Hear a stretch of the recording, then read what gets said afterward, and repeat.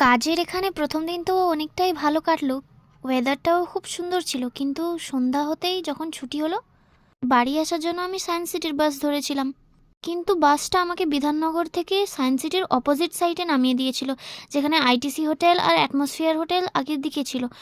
আর আমি যখন যাই তখন আমার রাস্তার ধারে পড়ে। তাই ওখান থেকে আবার সাবওয়ে ধরে হাঁটতে হাঁটতে আমাকে সোজা রাস্তায় আসতে হলো। এই রাস্তাটাতে আমাকে অনেক বেশি ভয় লাগছিল। রাস্তাটা দেখে মনে হচ্ছিল কোনো কমলা আবার ঝাঁপ মেরে আমার আগের দিকে এসে থমকিয়ে থমকিয়ে নৃত্য না করতে আরম্ভ করে দেয়। তাই আমি কমলা দৌড়ে দৌড়ে যাচ্ছিলাম রাস্তাতে, যাতে আমার কোনো প্রবলেম না হয়ে পড়ে অন্ধকারে।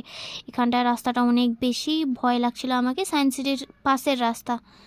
আর অ্যাকচুয়ালিতে সায়েন্স সিটির এই ভিউটা আমাকে এত সুন্দর লাগছিল সন্ধ্যার টাইমটা। আমার পিঠে ব্যাগ ছিল আর ওটা খুবই ভারী ছিল, আমাকে অনেকটাই হয়রানি হয়েছে। কিন্তু লাইফের এক্সপিরিয়েন্স কিছু কিছু